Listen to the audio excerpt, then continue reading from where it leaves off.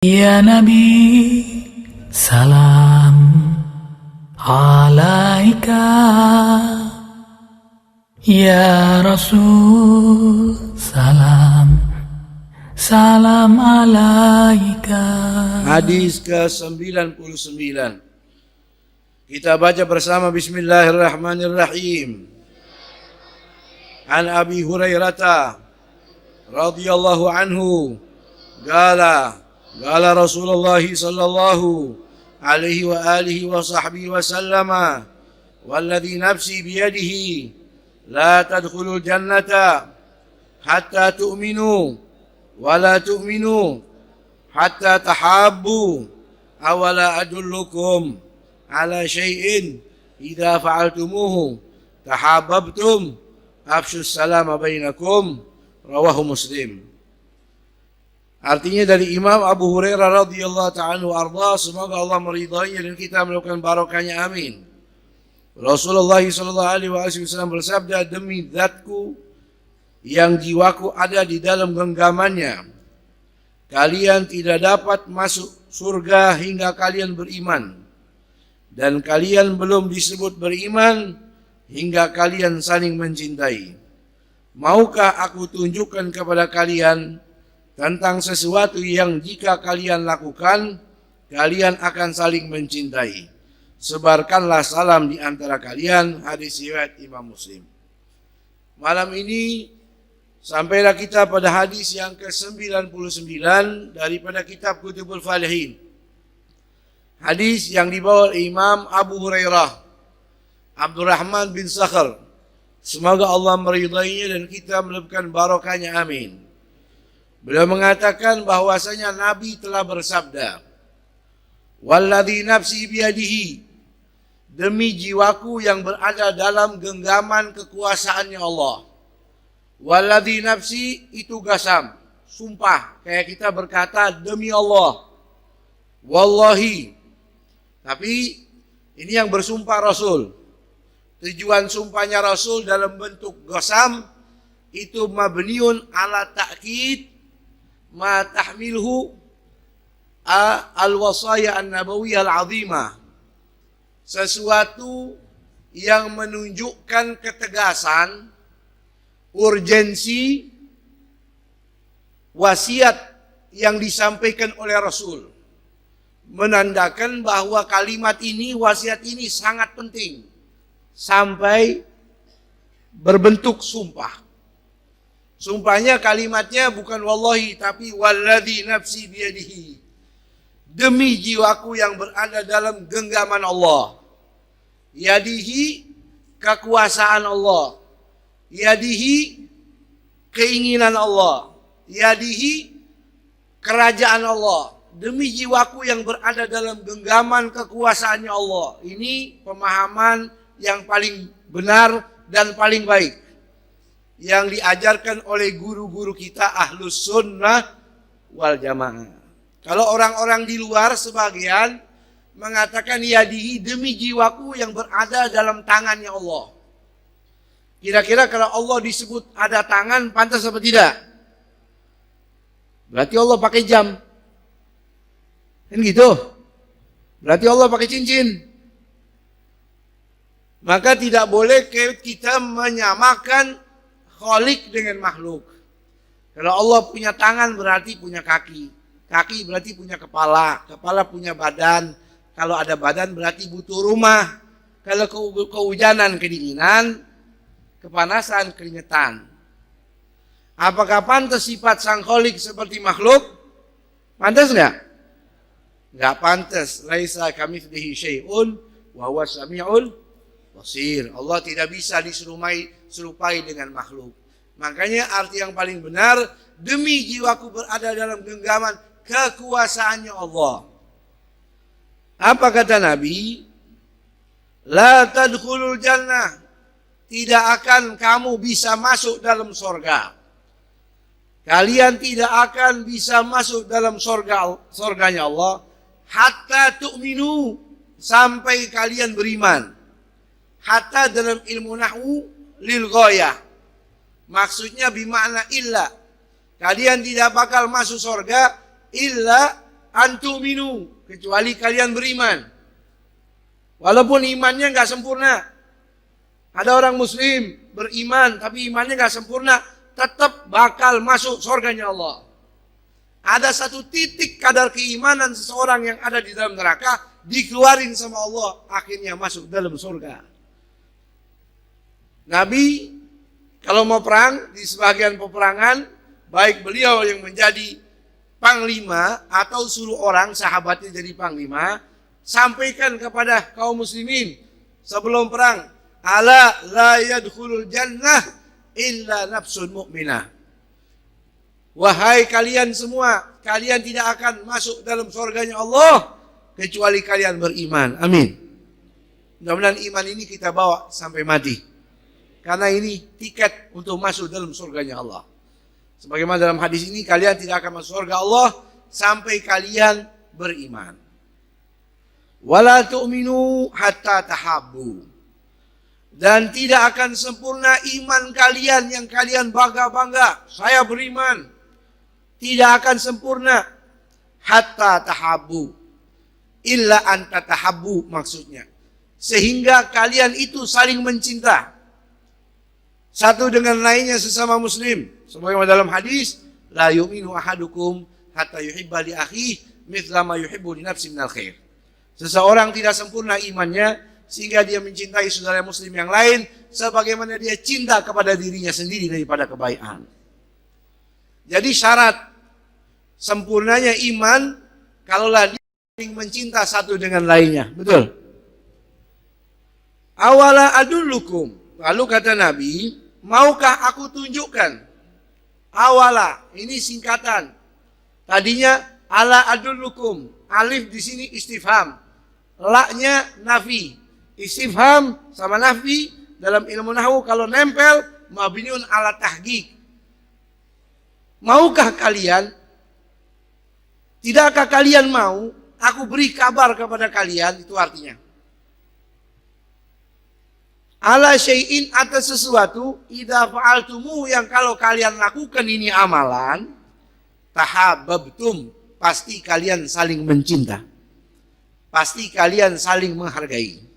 Pasti kalian bisa saling menyayangi. Apa itu? Afsyus salama bainakum. Hidupkanlah salam di antara kalian. Hadis riwayat Imam Muslim. Hadis malam ini saudara berbicara tentang anjuran menyebarluaskan salam. Betul? Salam ini lafadz jalalah. Dalam Asmaul Husna ada assalam, betul? Jadi assalam ini nama Allah. Namanya nama Allah Subhanahu wa taala. Jadi ketika kita assalamualaikum, kita ini sedang zikir. Otomatis kita ngajak orang lain berzikir.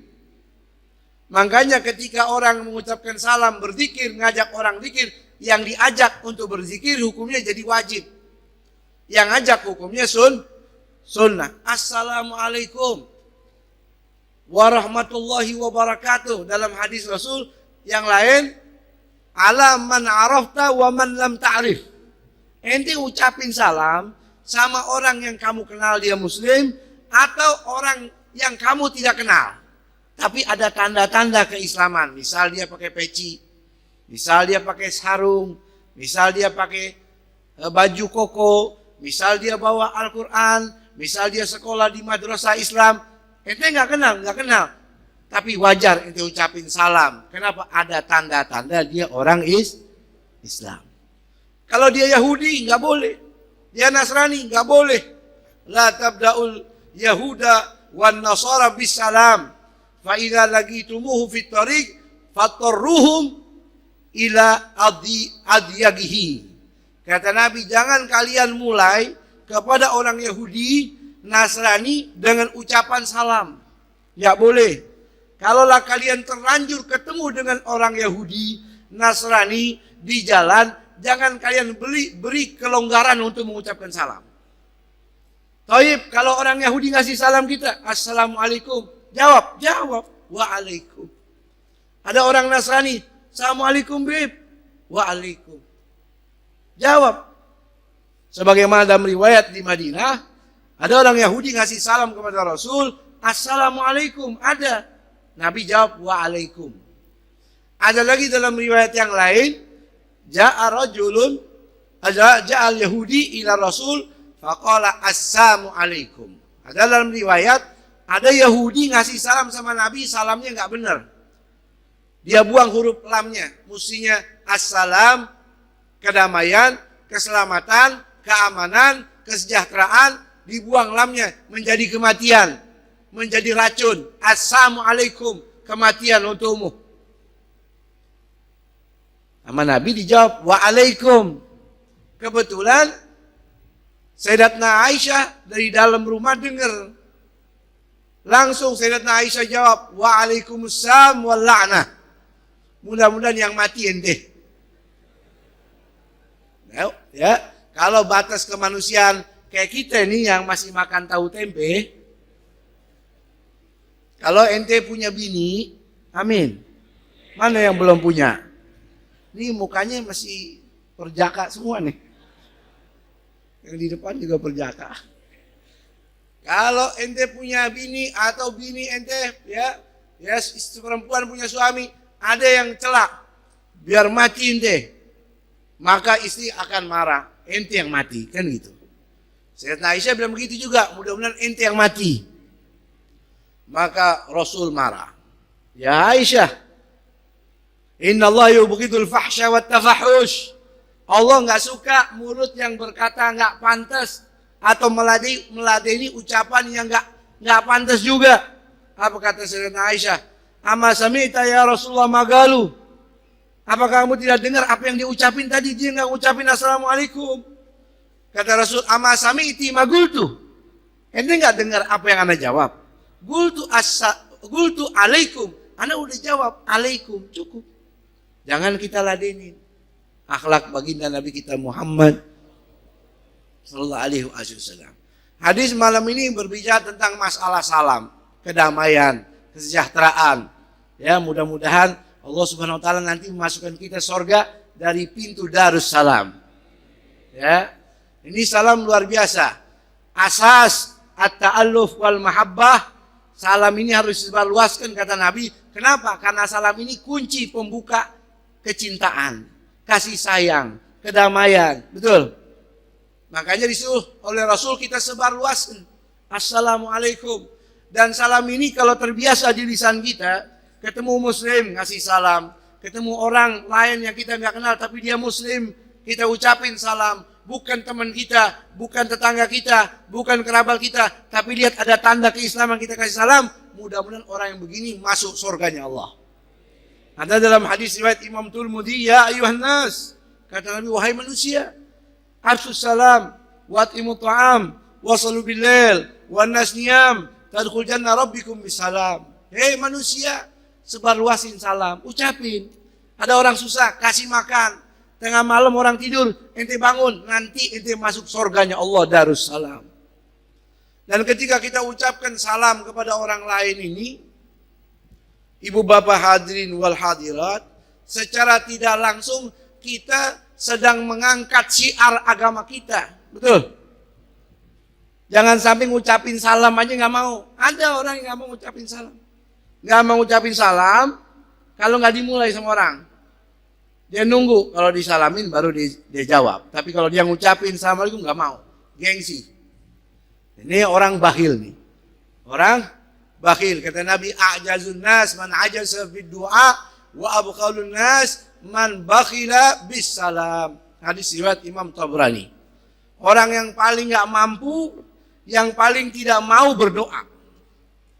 Dan orang yang paling pelit, orang yang tidak mau mengucapkan salam. Nauzubillahi min dzalik. Dan orang yang ucapin salam, ente nggak hina. Ente lebih tinggi derajat ente dibanding orang yang jawab itu. Karena ente ngajak berbuat baik, betul? Makanya kata Nabi, afsus salam kai ta'lu. Ucapin salam, nanti ente diangkat derajat sama Allah. Kalau orang punya penyakit hati, punya dengki, punya iri hati, ada kedengkian sesama muslim, ente biasain salam. Karena itu obat. Afsus salam taslamu. Sebarluasin salam, kalian akan sehat, selamat dari penyakit-penyakit hati. Amin.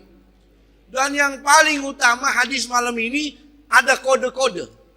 Dengan membiasakan salam, ini tanda Anda akan memiliki cinta kasih. Betul. Kalau Anda sudah punya cinta kasih, punya mahabbah, ini tanda Anda orang beriman.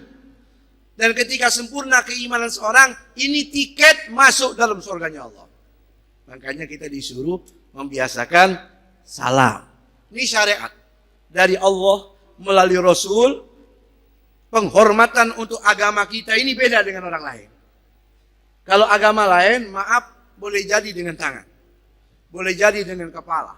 Tapi kalau orang Islam, Assalamualaikum warahmatullahi wabarakatuh.